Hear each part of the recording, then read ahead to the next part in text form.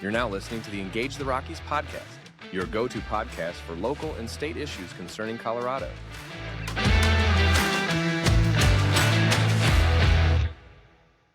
Hello, Colorado. This is the Engage the Rockies podcast. I am your host, Jarvis Caldwell, Executive Director of Engage the Rockies.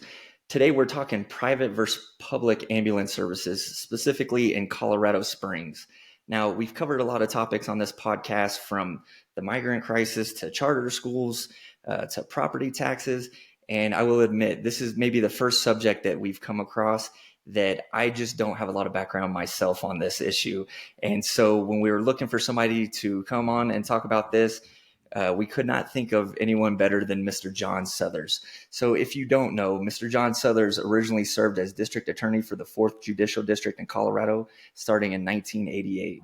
In 2001, President Bush appointed Mr. Suthers to be the United States Attorney for Colorado, and he was unanimously confirmed by the U.S. Senate. He served as Attorney General of Colorado from 2005 to 2015. Most recently, Mr. Suthers was elected twice as the mayor of Colorado Springs, where he served in that capacity from 2015 to 2023. Mr. Suthers, thanks so much for joining us. Glad to join you, Jarvis. And this is an important issue, and I appreciate you contacting me on it. Absolutely, sir. So when somebody had first brought this subject up to me, and I started doing my research on it, the most I could find was like a pretty recent Gazette article. I think maybe KRDO and a few other local news outlets had some kind of short stories on it and updates over the last couple months. But I'll be honest with you, I don't know if I still fully grasp the subject. So my first question to you, sir, is can you kind of give the audience a big picture overview of how Colorado Springs currently contracts its ambulance services? Yeah, Colorado Springs has for many, many decades privately contracted for emergency transport or ambulance service. And I think it's either a 3 or 5 year contract period. I think maybe it's 5. And you go out to bid, and companies bid for it. And you go through a procurement process and award contract a winner. For the last several contract periods, the winner has been American Emergency Response, or AMR, which is a large ambulance provider on the private level. When about 2020 or so, the last time we went out to bid, the fire department approached me as mayor and asked whether they could also tender a bid at that time to have us consider whether or not moving to a government run by the fire department emergency transport, because, as you know, the fire department engages in emergency response for all types of tragedies, including medical emergencies. And they thought it would be, given the performance, which we'll talk about in a moment, of AMR, they thought it would be appropriate for them to be considered to take over the contract. At that time, I listened very carefully, and I have to tell you, this is a national issue. This debate is going on across the country, and frankly, more and more cities are going to having their fire departments deliver emergency transport, take over the ambulance service. In Colorado, for example, Denver, the fire department does it. In Pueblo, Colorado Springs, Greeley, and Aurora, it's still done on a private basis. When I reviewed it 3 years ago, or actually it could have been 5 years ago, it was my determination. I felt like the fire department made a very good case that they could probably do it better. When we contract with a private ambulance company, typically the contract has some penalty clauses in it that if they don't respond within a certain period of time, they pay a penalty. And over the years, particularly in the post-COVID years, and of course, AMR blames this a lot on their staffing, they have paid some fairly substantial penalties for not meeting response time requirements. Interestingly enough, Jarvis, that hasn't resulted in a lot of consumer complaints. When I was mayor for 8 years, I never had a single consumer complaint that, oh, gee, the ambulance company didn't show up and my Uncle Harry died of a heart attack Right. or something like that. How the fire department explains that is they typically show up first and Mhm. they begin emergency resuscitation or whatever's. And if the ambulance company shows up 2 minutes later, 3 minutes later, the person's been attended to, is ready to be transported. But the fire department makes the case, gee, we're there first anyway. We think we could be there first with an ambulance. If we were sending an ambulance, in a lot of those cases, we wouldn't be sending a fire truck and we could be more efficient. Frankly, I was fairly convinced by their efficiency arguments that they could be more efficient. My concern was the cost part Mhm. of the equation. The model that the fire department presented at that time was that they would be able to essentially hire all the private ambulance company people onto the city payroll. Obviously, the greater benefit that they would have would be a defined benefit pension or para Mhm. pension, which they don't have in the private sector.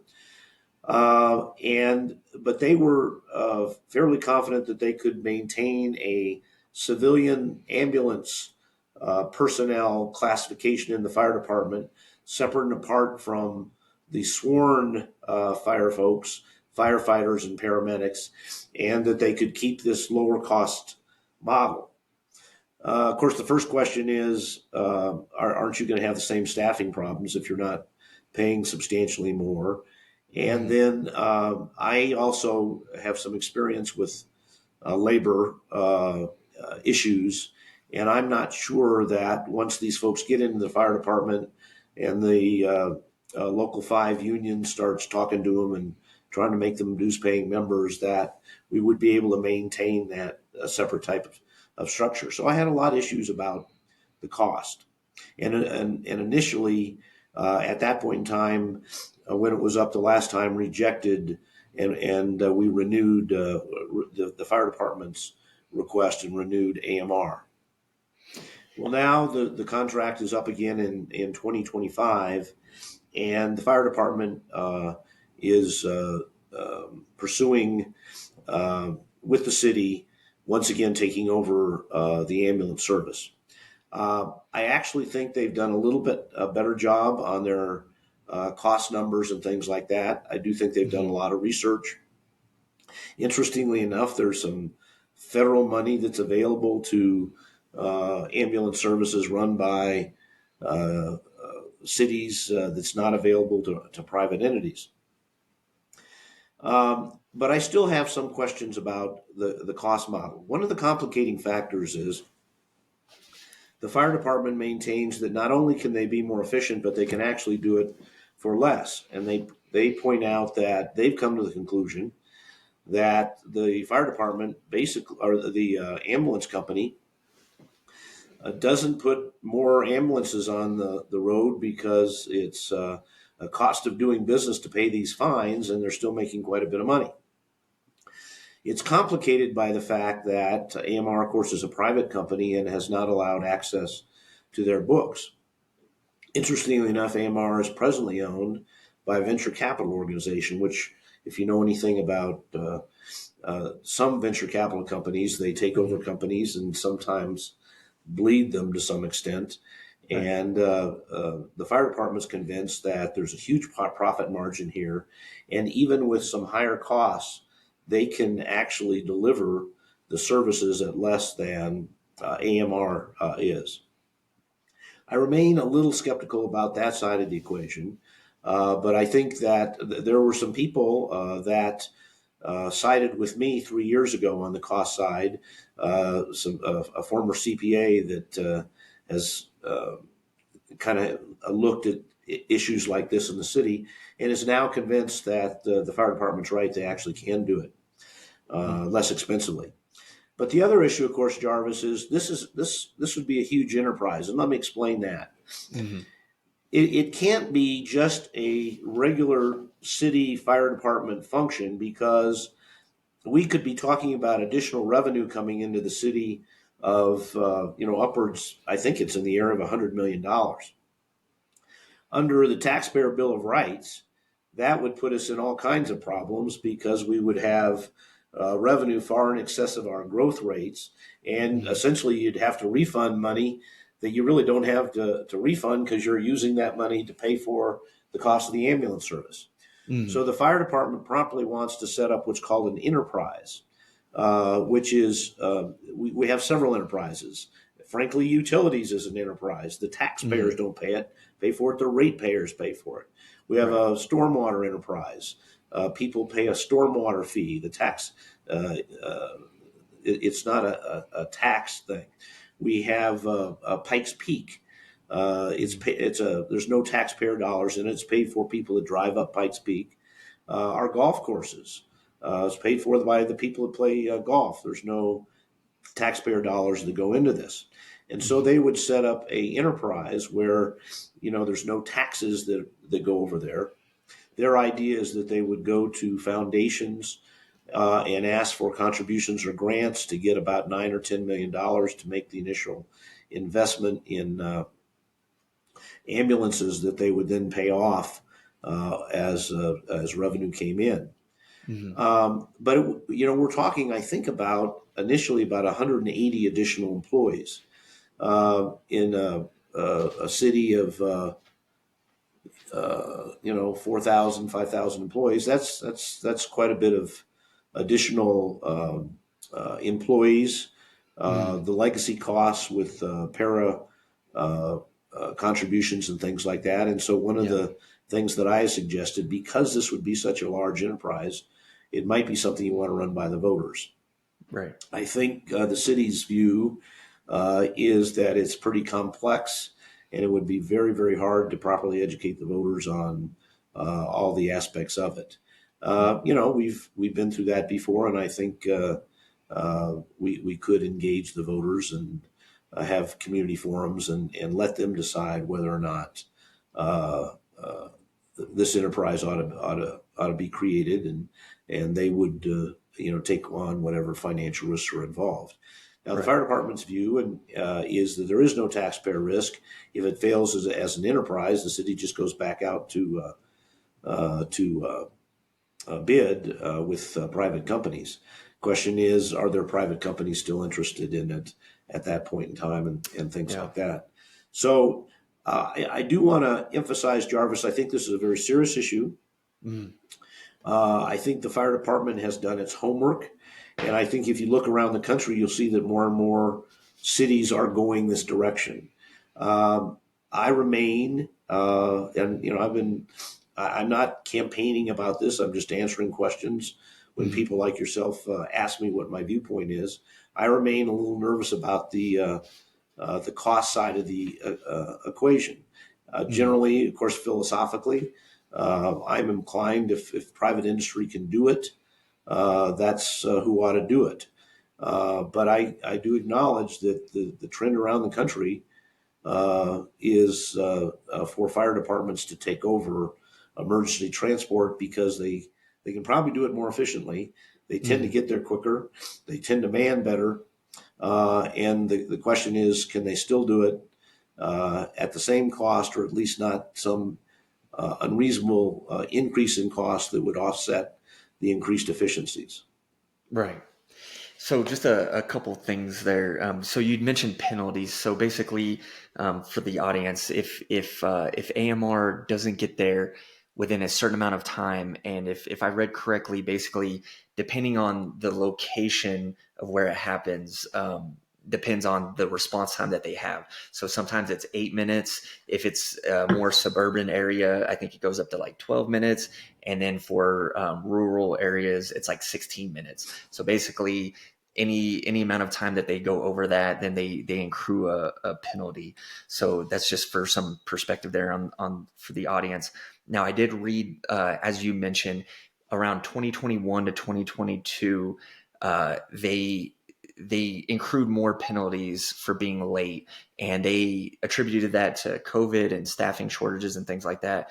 Now, I did read that from 2022 to 2023, they've actually done much better on that response time. And because they have a rate, basically they have to be above 90%. They have to get within that time limit on average of 90% or better. And I believe in 2021, 2022, they were in the 80s, which is why they accrued penalties, if I'm not Yeah, I mistaken. also think, frankly, that one of the reasons they've done better on fines is I think we did adjust the contracts a little bit to give Ah, them credit. If the fire department had showed up within the time frame, they get some credit for that, and okay. because they were paying millions of dollars in fees, they were Yeah. claiming that that was impacting their bottom line. I think, as I say, the fire department's a little skeptical about that. They do not have an opportunity to review AMR's books, but Mm, yeah, they are paying less fines. yeah. AMR also used to have, I think they still have the general unincorporated county contract, but more and more communities within the county outside the city are going to department based Hmm. ambulance. For example, Manitou just did a year ago, Yeah. and from all accounts, they're satisfied. But Yeah. And this is an important issue. As yeah. you framed it, who can do it better, private or public? As I say, I'm typically philosophically oriented towards if the private sector can do it, they ought to be able to do it. Hmm. But if the efficiency and cost factors if the efficiency is greater and the cost factors are comparable, then it's something that you might want to think about. Yeah, absolutely. And I think if I read correctly, Black Forest and Falcon also moved to doing department instead of AMR, if I'm not mistaken there.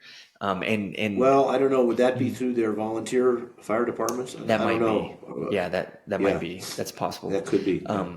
Now, I did read about Manitoua going through the public route, and I did see that they accrued about $1 million of initial startup costs, which was getting new staff and equipment in order to do it, and they increased their response time by something like 50%. I mean, it was pretty incredible. They went from like an 11-minute response time with AMR to around 5.5 minutes. Now, just for the audience who maybe is not from that area, I believe Manitoua is something like 3 square miles and like 4,700 residents, as opposed to Colorado Springs, where you're at 500,000 residents and a lot more square miles.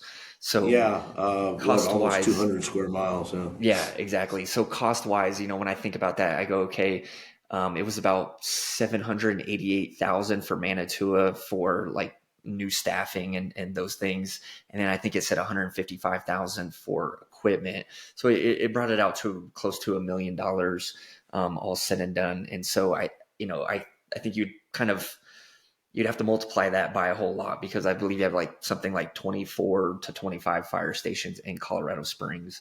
Um, if I'm not mistaken, I think it's around 24, 25.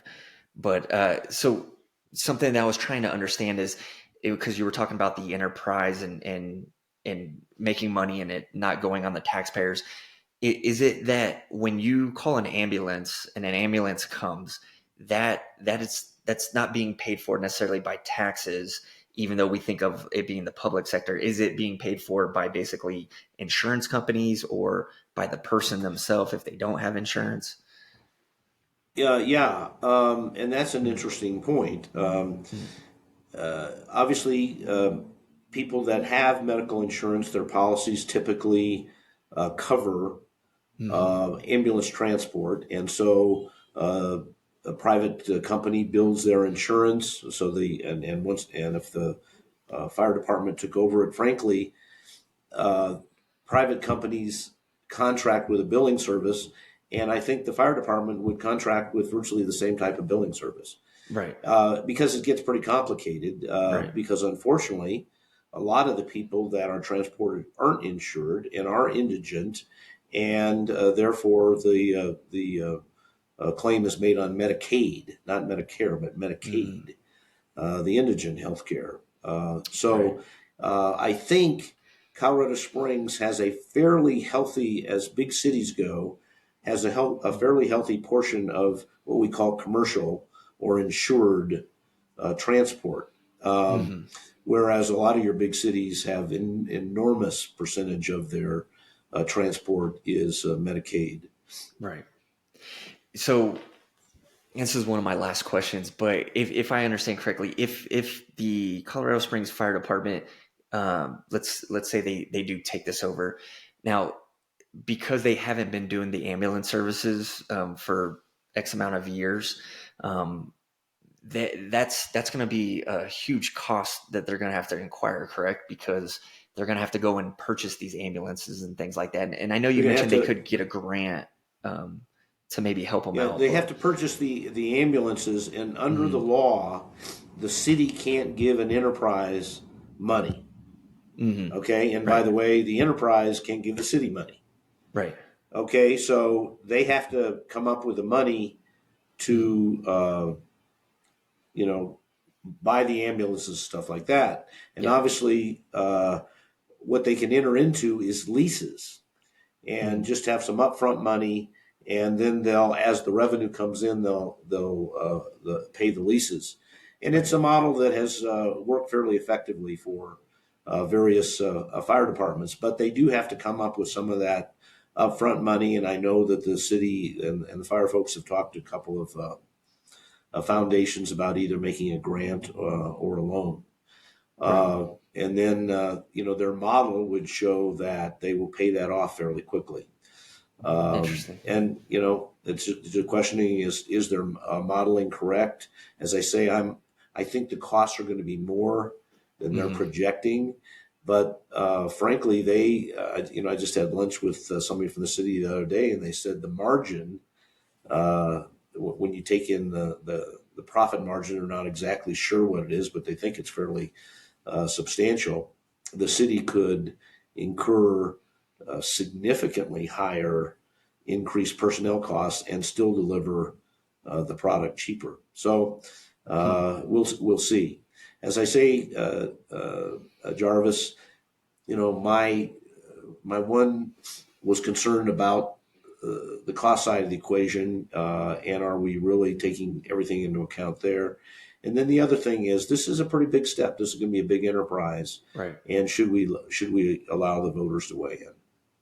Yeah, absolutely. So, I mean, if taking on an enterprise of this size, if ultimately it doesn't work out, which obviously you would hope it would, but if it didn't, then the question becomes, okay, do you scare away or do you disincentivize when you have to go back to do contracts down the road? Because if there's one thing companies like AMR and any other company like is some consistency and some stability, and they don't want to do this back and forth where they have a contract for a few years and then you change it and then back a few more years later and then they have to come back in. So Yeah, I would I worry think you're about right. that. I think once they Mhm.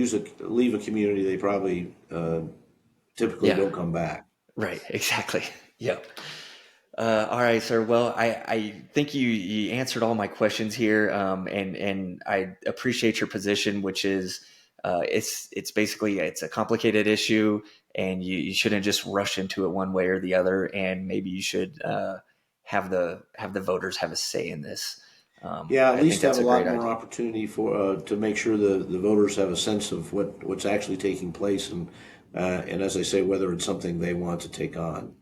Yeah, absolutely. And I Okay. think regardless of what the city decides to do, I think an education campaign on it should definitely be happening ahead of time. Because like I said, I was looking into this issue. I only found a couple articles, didn't find a whole lot of input other than that. I mean, I haven't heard anything about it other than a few handful of articles. And it looks like I think April 2025 is when the actual contract ends. So it's still technically a year away, but obviously they're That's already not talking long about when it you're now. thinking about Right. a year is not long when you're thinking about putting together a new ambulance service. Yeah. Right. Exactly. Exactly. Yeah.